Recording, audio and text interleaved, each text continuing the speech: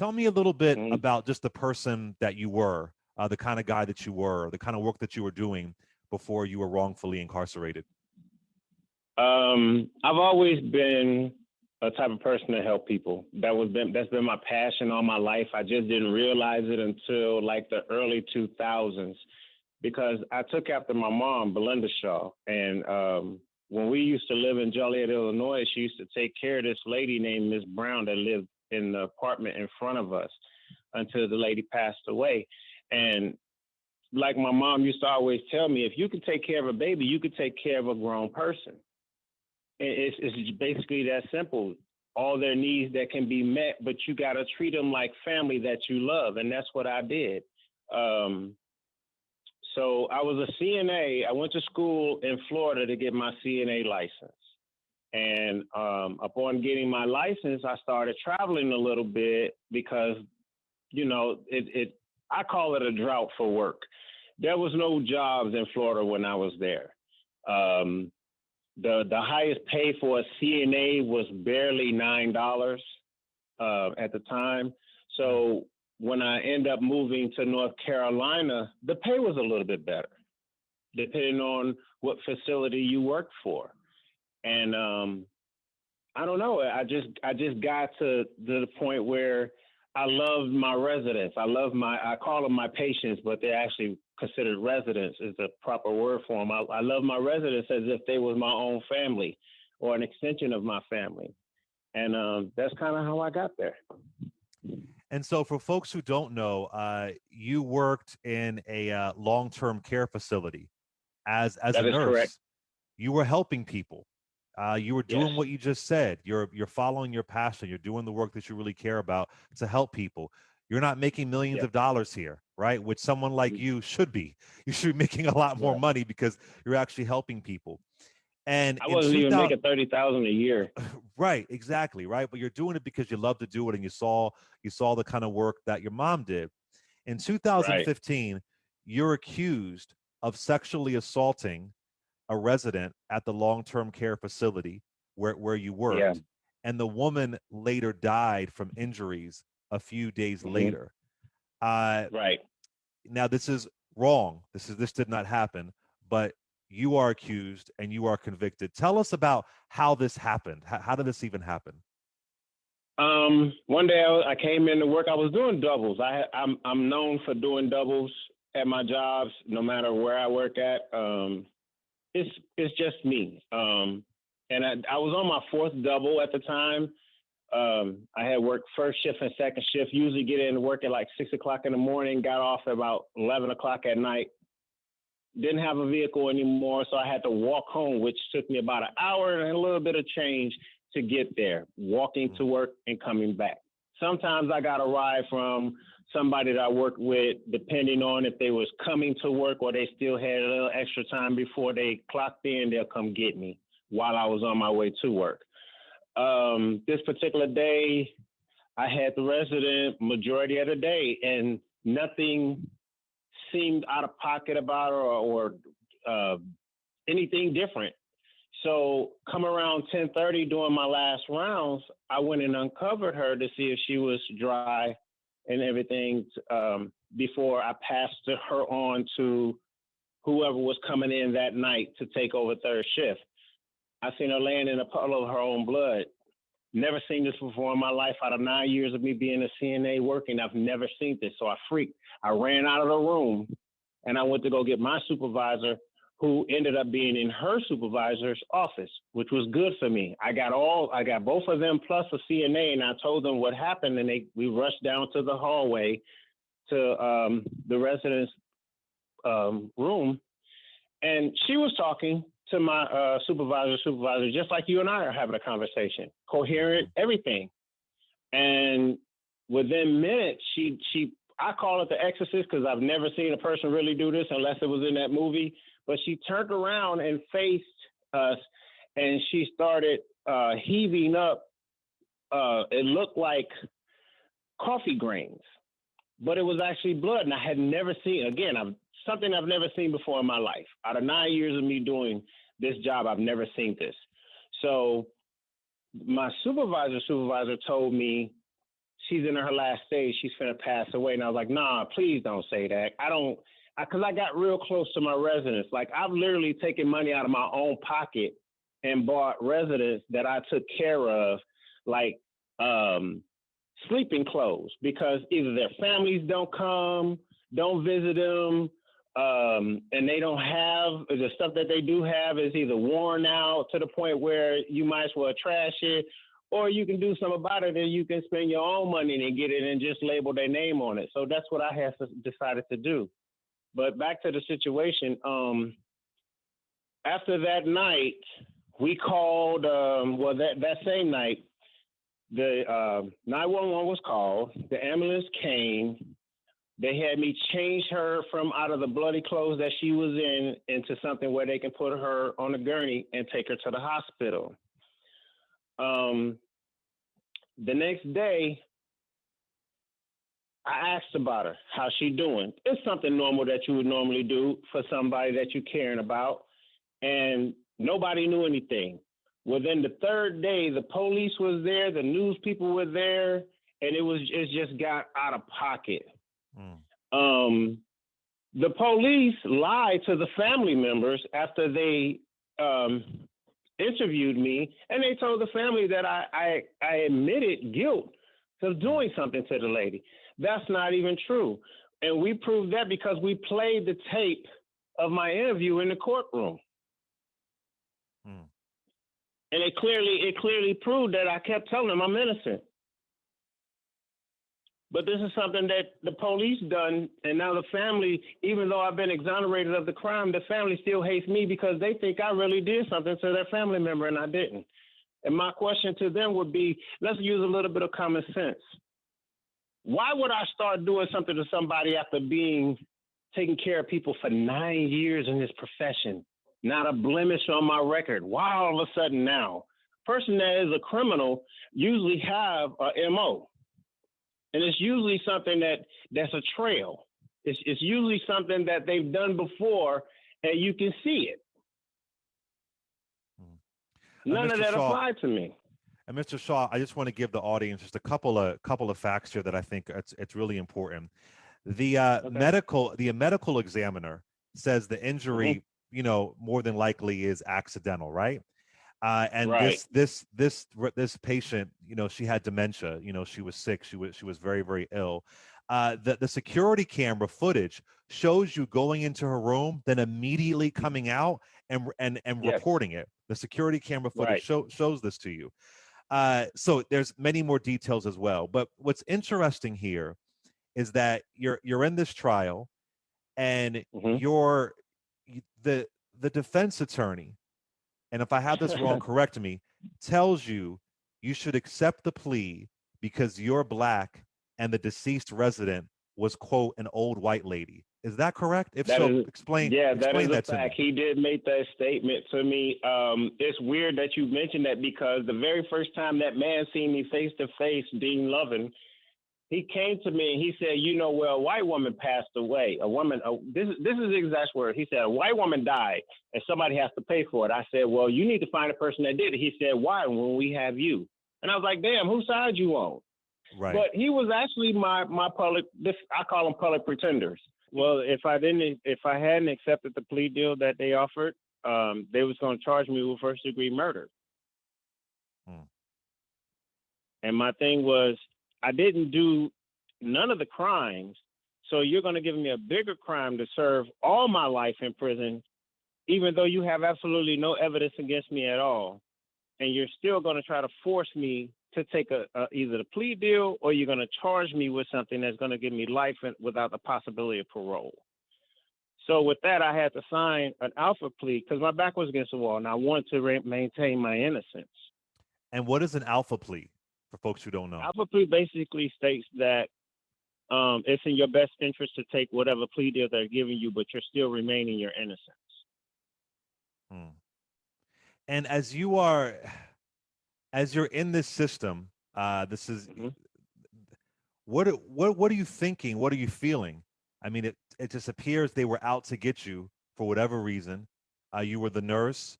You're a black male nurse. I honestly felt as if I was in a living nightmare. When I was in the courtroom, the first thing I said was, this stuff happens on TV.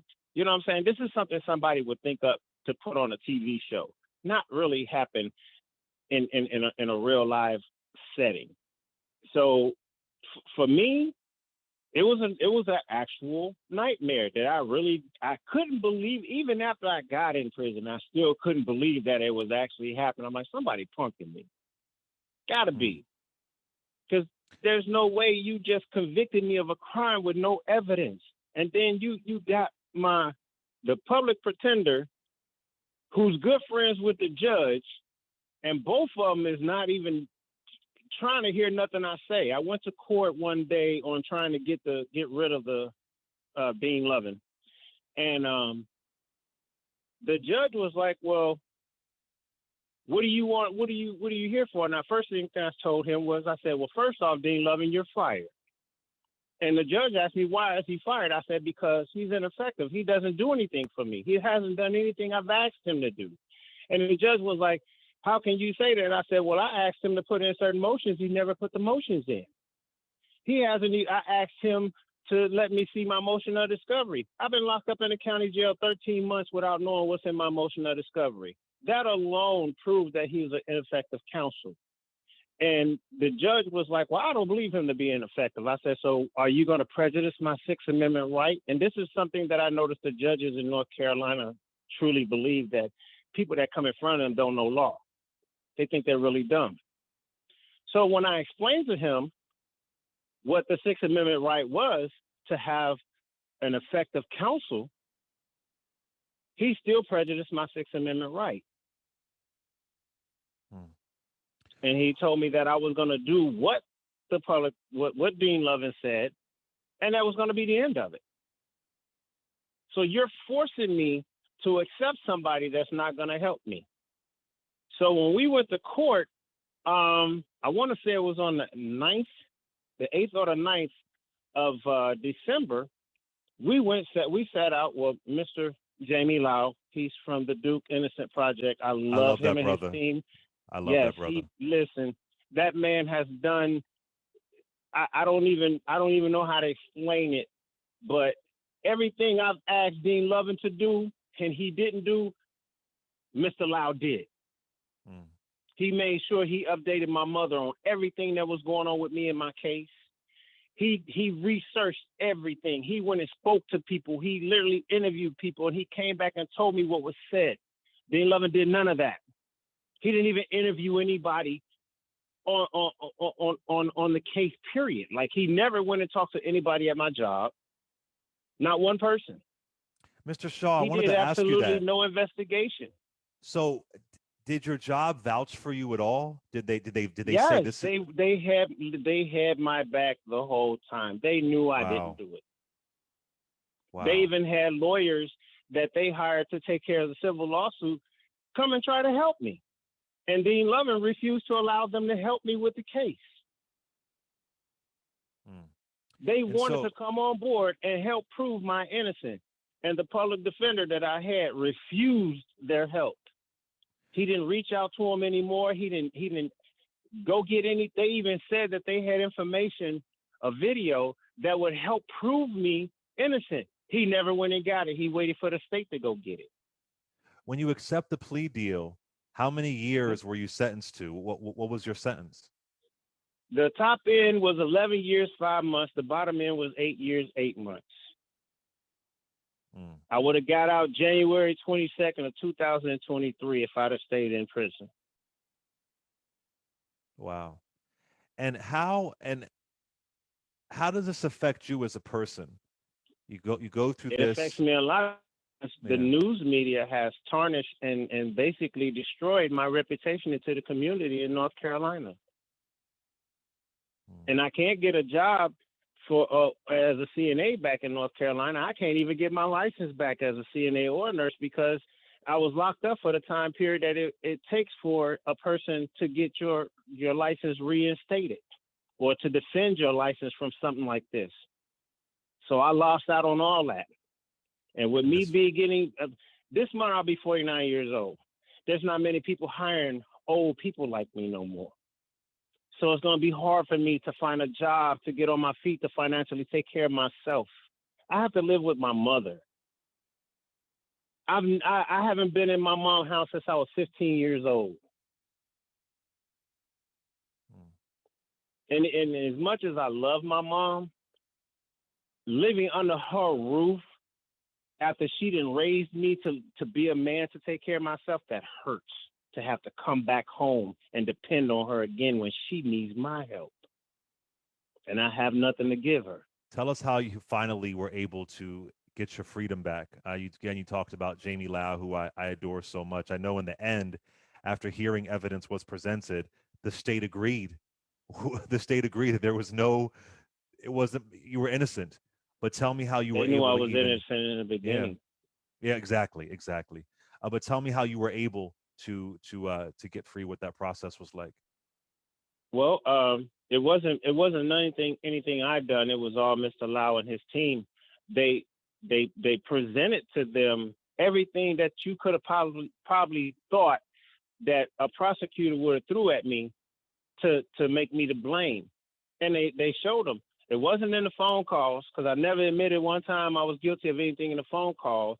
We was trying to prove the fact that I had a ineffective counsel, and the man even stood on a I forgot what you wanted, the witness stand, I guess you want to call it, Mm-hmm. after he did raised his hand under oath, and he still lied in the open courtroom.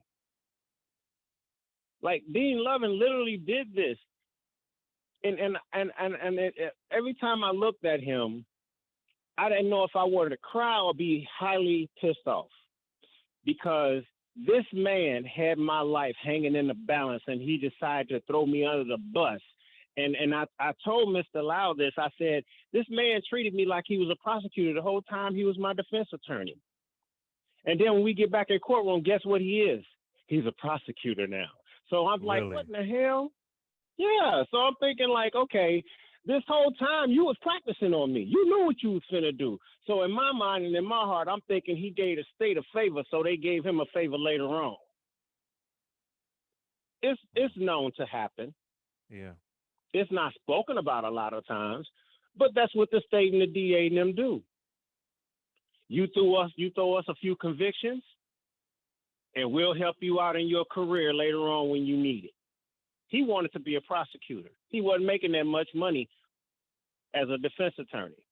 And this is something that's been on my heart. I think that from 2015 on into 2021, every case that he has should be That's looked right. into. It should be investigated. Because who's to say I'm not the only person that he did that to? That's right. Yeah, every defense attorney that does this, I totally agree. They have to be investigated. I mean, this is it's just heartbreaking. I've asked other folks this before. When you are behind bars and you're wrongfully behind bars, how how are you just getting by day? How is your spirit? How's your soul? How are you physically, mentally just getting by? Man, you pray hard, you try to ignore a lot of stuff, and just try to make it to the next day. And that's just being honest with you. Because you're in there with a bunch of gangbangers. You're in there with a bunch of murderers, child molesters.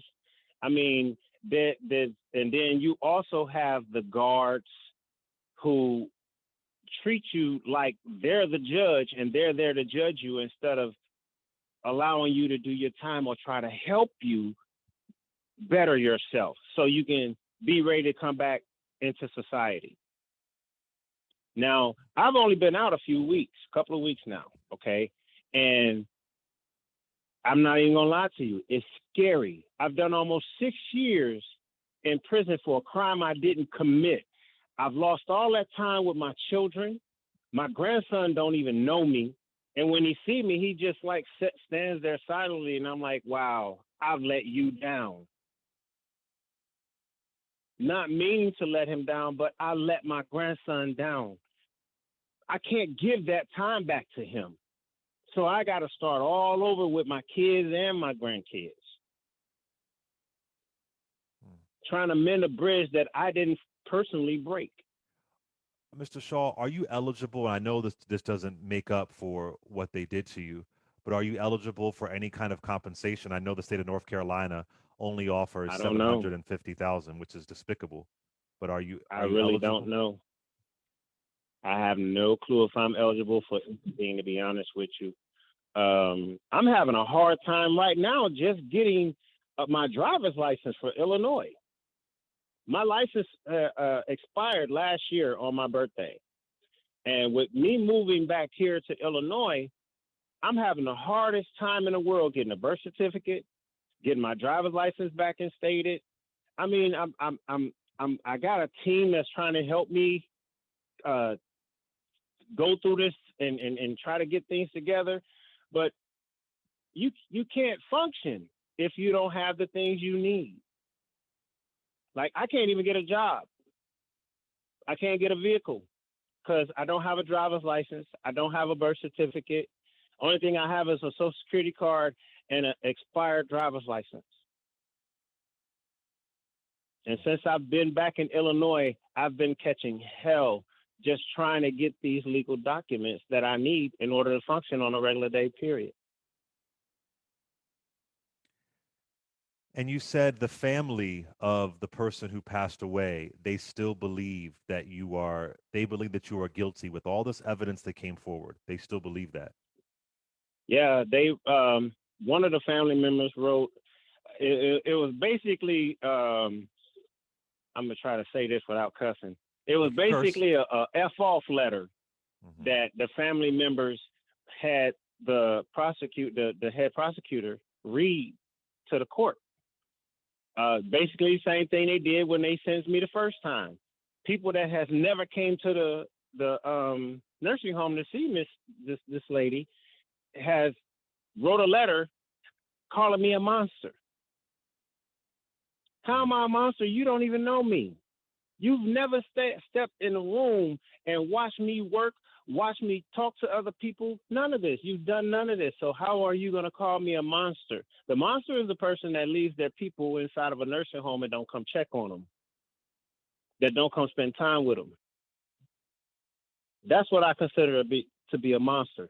I did nothing to this woman at all. Anything I've ever done was to help her. But you feel that because the police lied to you and told you that I admitted guilt to something that I never done, you take their word of it before you take the word of the evidence that's presented in the courtroom. They say facts don't lie. Am I right? Oh yeah, listen, facts are facts. Facts aren't emotions. Facts are Okay. facts. We presented the facts in the courtroom, and the family still don't want to hear it. Without basically saying it outward, they basically said in that letter in a roundabout way, I should be dead. I should be spending the rest of my life in prison, tormented for something I didn't do. And is it believed that she just, I mean, how did she pass away? It was just her being ill, correct? Dementia. Yeah, and hurting herself. It's called something pneumonia. Is what she dies from. I can't remember the name of it. That's weird. Yeah, that's okay. But it wasn't something that I could have gave her or done to her. Right. This aspiration pneumonia. That's what it was. She died from aspiration pneumonia. And Mr. Shaw, this may seem like an obvious question, but I just got to ask you, why do you think you were targeted? Why do you think the police just said, yeah, we're going to get him? Well, I got two thoughts on that. One, I figure it's because of the color of my skin. Two, I'm not from North Carolina. That's two things in a ballpark they don't like. A black man in a profession that can possibly keep him afloat. Ain't too many southern states like that. And that's a fact. They don't like to see the minority doing better and not with their hands out begging for handouts. I've never been a person to beg anybody for anything. I work for it, and I'll continue to work for it. That's just me. I can't help the color of my skin. I'm proud of who I am and what I am.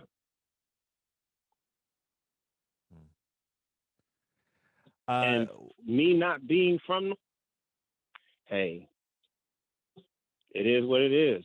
I'm from Chicago, Illinois, born and raised on the west side of Chicago. when I keep hearing this conversation about criminal justice reform, as somebody who's Yeah, been in this system, what does that look like to you? I don't see any reform because everybody keeps coming back to prison. I was in one prison camp for less than a year, and I've seen so many guys leave and come back within a month's time. How is that prison reform when you don't have anything to reform them? You have no programs that's really going to reform them. The you don't have at certain camps that are considered honor grades in North Carolina don't have honor grade equipment or systems. Like you're supposed the last camp I was at was called Green Correctional, and it was supposed to be a work release camp. They had no work release. So how is it an honor grade? How is it a work release? If your officers are running down on people, searching them, being disrespectful at the mouth, treating them like they less than the dog on the street, how are you rehabilitating anybody? Are you able to sue the defense attorney? Can you do that, or is that just impossible to do right now? I know suing is expensive. Are you able to do that? No, I ain't got no money, so ain't no way in the world I can sue anybody. Right, right, exactly. And that's how that they get you as well too. They take everything away from you, and then nobody is Right. being held accountable. Is being held Like accountable. my everything that I had in my apartment is gone.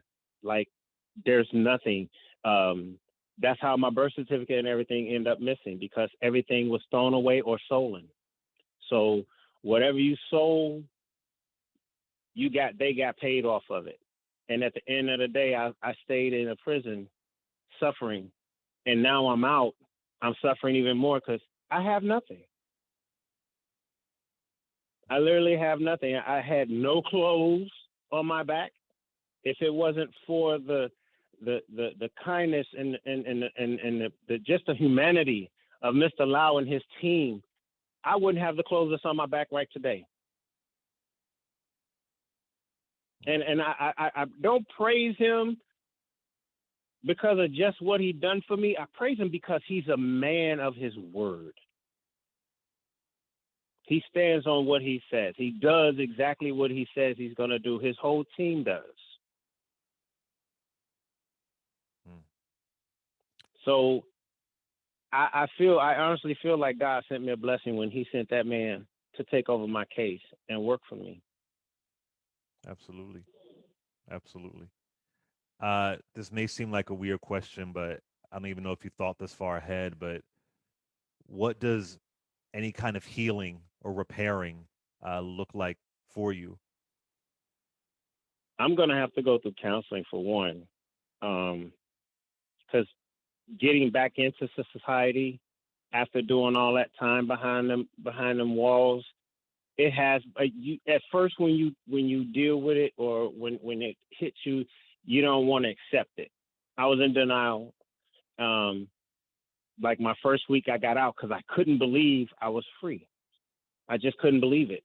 And then I didn't realize just how much mental damage was done to me while I was in prison because I'm still asking my mom, can I use your bathroom? And she's like, you at home. You ain't got to ask me to use the bathroom. Go use the bathroom. Mama, can I go outside and talk to somebody real quick? What are you doing that for? You're not in prison no more. I wake up at night still at 4, 3 o'clock in the morning looking around, hoping ain't nobody trying to stab me or trying to fight me or harm me in any kind of way. So, yeah, I'm going to have to go through some counseling. I'm going to have to, I guess they call it detoxing. Mm-hmm. I'm going to have to go through that. And I would have never had to go through that if it wasn't for the tragedy that befell me in Charlotte, North Carolina.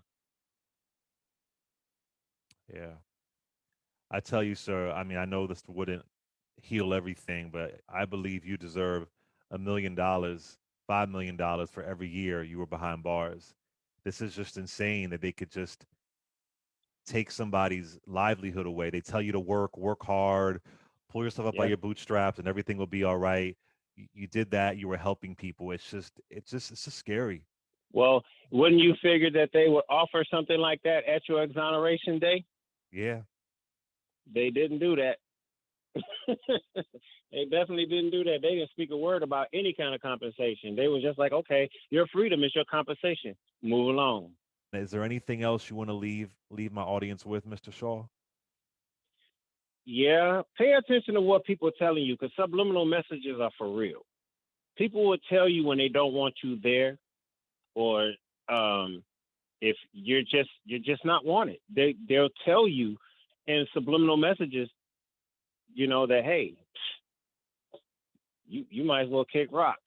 And I've had those messages sent to me so many times in North Carolina, and I didn't pay no attention because where I come from, we don't treat people like that. We don't see color. So that was a wake up piece for me. It was a horrible wake up piece, but it was a wake up piece for me. And I I'm want sorry. all these listeners out here to listen. Don't quit fighting when something injustice has happened to you. Keep fighting. There's gonna be a way. God gonna find a way. Pray hard. Keep your mind focused, and don't depend on other people to do the work for you. You got to do the work too. One more quick That's question. it. I'm sorry, I forgot to ask this, Mr. Shaw. Do you All regret taking the plea deal, or are you happy that you took the plea deal? right. I wish I wouldn't have had to ever take the plea deal. I wish Right. that I had a lawyer that at the time that would have done his job. I would have never seen a plea deal, never heard of a plea deal. I'd have been home. But I am glad that I took the plea deal because if I wouldn't have, they would have gave me murder. I mean, they would have charged me with murder and gave me life without the possibility of parole. Post And your your. this happened to a veteran. I'm a United States veteran. Mm, Went to Desert Storm War in 1990. thank you for your service. Thank you. Yeah, that's we claim we care about patriotism. We claim we care about people who fight for this country, and this is just this is it's scary. It's scary. It could be. It is, but this is the reality that we live in, Yeah, it is. and it is a scary reality.